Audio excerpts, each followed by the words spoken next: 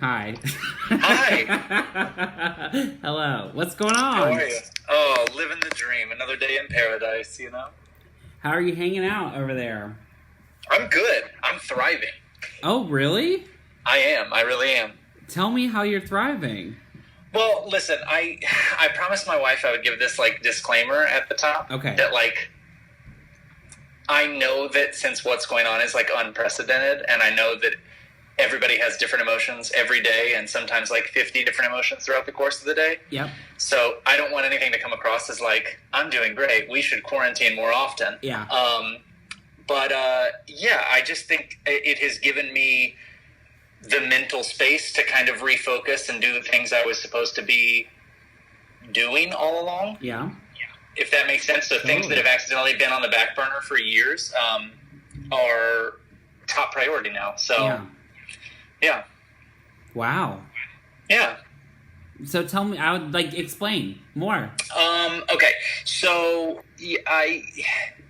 living in New York and saying you want to be an actor only means so much and goes so far. Yeah. So this summer will be my 10-year anniversary living in New York. And I know. And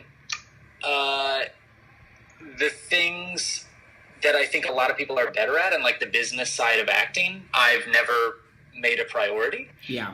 And the survival job always became the thing that was more my priority. Yeah. So then this all happened, and so the part-time job at the restaurant came to a screeching halt. All of the auditions and classes and everything came to a screeching halt. Right. So I said, instead of being at home and making myself do a 9 to 5 of working on the menus for the restaurants I'm working at, why not work on my website and work on my reel and try and get Q&As and webinars and stuff with agents and managers. And the sad reality is in January I had made a deal with myself that for the calendar year of 2020 I was going to try and do the acting thing as the priority. Yep. And then 2 months later it's all screeching to a halt. Right. So I'm trying to stay true to my word and make all those things happen. So I jumped in minute one with productivity. My wife fortunately works a 9 to 5. So since she's working from home, I said the hours that she has to work, I'll also have to work on something. That's good. So I got to work on a new website. I figured out how to edit my own headshots. I started taking the webinars. I started editing a reel together, and trying to come out of this in a better place to make those professional meetings or make those professional leaps and make something happen, That's awesome. Yeah. What have you been doing to mentally keep your head above water, basically? Yeah, I mean, that's a tricky one for me because I think I'm generally way too happy-go-lucky of a person. It's not a bad thing. No, so I heard something about choosing the faith over the fear, and the things that are scary right now as opposed to the things that are hopeful and encouraging. Yeah. So I try and do the focusing on the positive, and a lot of people, specifically in the acting industry, have referred to it as a pause. And there's a lot of this thought that everything happens for a reason. And so what does this pause mean for us? Does it mean that we come out of it a better person, a better society, a better community of actors, and so I think just all of that seems very positive to me. And so so I just remind myself that I'm also very fortunate. My family and my wife's family have stayed healthy, and I'm fortunate for that. And we try and laugh every day, and that keeps us happy, I cannot imagine a day goes by where you don't laugh. I don't. I would be so freaked out. I've only been around you one time, or maybe 2 times when you were ever not in a good mood, and it was honestly bizarre. I got back there probably though, and Oh, in 10 minutes. Back in a good mood. Yeah. I do it 10 minutes every 4 years. I do of not being in a good mood. But don't you love when you're not in a good mood and everybody sort of goes, whoa. Yeah. That's always my favorite. When I'm not in a good mood, people are like, what's wrong with Currie? Right. I'm a human. Right. So how are you doing? How is your family? How are you emotionally? Family's good. I've been checking in with them. Obviously, I'm in LA. And what made you stay in New York? Well, fortunately, so my wife and I about a year and a half ago moved up to Stamford, Connecticut. Okay. So it's like that tri-state area where it's still like a big commuter part of New York. And so we're close enough that I can be in and out of the city in an afternoon for auditions and classes and stuff, but we're far enough away that it isn't quite as crazy as what's going on in New York City. Does that make sense? I had no idea that you lived in Connecticut. I know. I don't carry myself like somebody who lives in Connecticut. So. You definitely don't. You're also not good about posting on social media, so it's hard for people to keep up with your day-to-day life. True. I don't... Yeah, I know. You're selling my mom now. I fly just under the radar. I don't know. Who wants that? I don't know. So, other than being the amazing working actor that you're being at home, what else have you been doing with your time? Well, my wife and I have tried to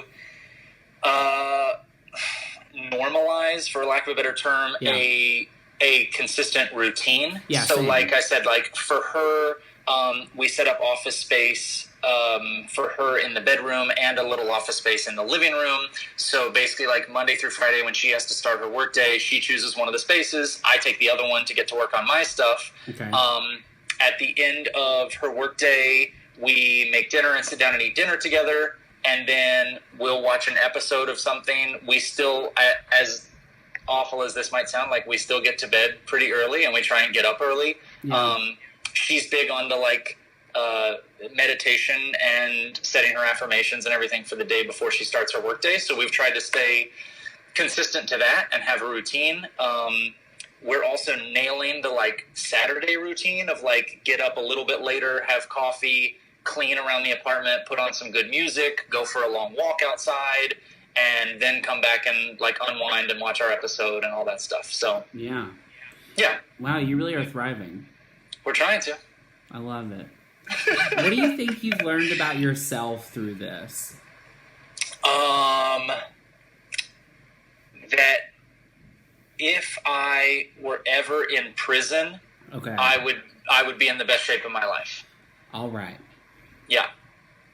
Other than not cooking for myself, but I have been working out and losing weight doing during this time. Okay. So yeah. I think that might be the best answer I've gotten so far from that question.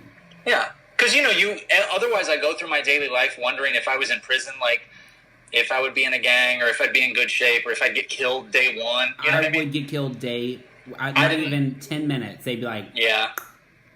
You wouldn't make it off the bus. They'd be like, we drove up here with 4 guys, we made it with 3. I wouldn't get off the bus. I'd just be like, just kill me here.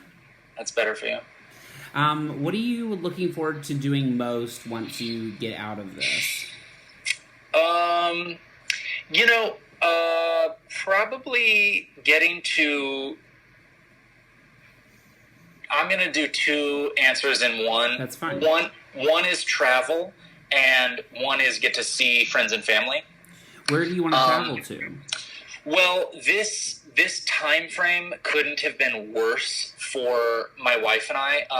I was fortunate enough, we had my birthday celebration the first week of March. Right. The second week of March, everything came to a screeching halt. Right. And now in quarantine, my wife's birthday is tomorrow. My sister. Yeah, thank you. My sister-in-law's birthday is next weekend. And then we have Mother's Day, my mom's birthday, my brother's birthday, my parents' anniversary, Father's Day, all happens in the course of the next month and a half. So yeah.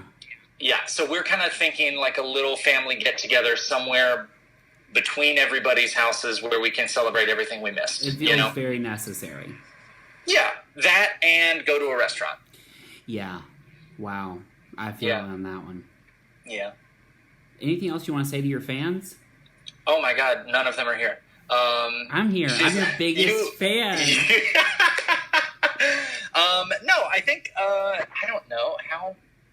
I don't know. I mean, I wanted to go in on I'm thriving, but you don't have to be doing what I'm doing to make it through this. And you know what I mean? I think here's what I want to say. I think that a lot of people right now are worried that they need to be holding themselves accountable to things they were supposed to be held accountable to already. Yes. In the past. And some of those things are possible to get in and get creative and use your free time wisely, learn a new language, write a book, whatever that is.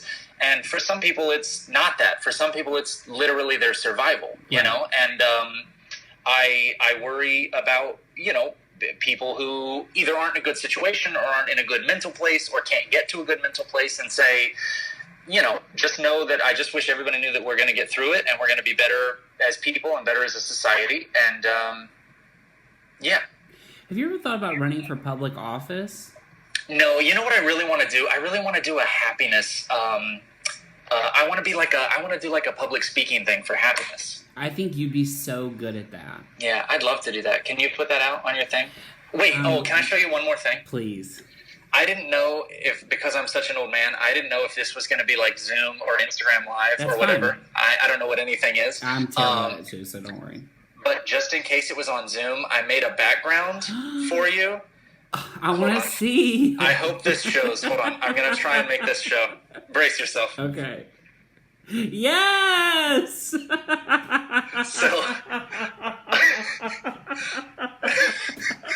Oh my gosh, I wish I had done it on Zoom just so you could use your background. And I just wanted all of them behind me so I could say it's all of your favorite things. Truly, you nailed every corner of the earth for me. It is, it brings me so much joy, just like you. Wait, do you want to see one other thing? Wait, I think I have one other thing for you. I think I have one other thing. Wait for it. I can't stand you. I do. Hold on. I have a picture. Oh, God. Of us from 11 years ago. Oh, gosh. And it says on the photo, touched by an angel. Touched by an angel. That was truly one of the best days of my life. And that is 14-year-old Currie and 34-year-old Jeremy. I was 19. Yeah. Oh, my gosh. Wow, we've really been through life together, huh? Yeah, a little bit, yeah.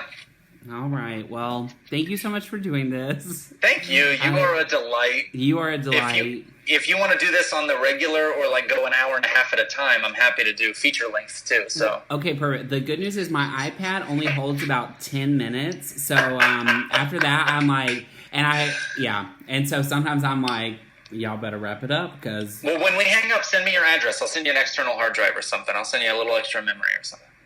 No. I'm going to send you a molten chocolate cake from Chile. Just print out that background. That's truly awesome. Yes. Listen, it's like sassy Kelly too, and it's like, but it's happy Oprah. Yeah, best life Oprah. Best life Oprah. All right, tell your wife I said hello. Of course, tell your family I said hi. I'm thinking about all of you guys. Thank you. Keep thriving. You too. As you always do. You as well. Keep up the good work, or I'll send you a razor, but get to, I'm just seeing what happens. I'm hanging up. I love you. Okay, I love you. Bye. I'll talk to you soon.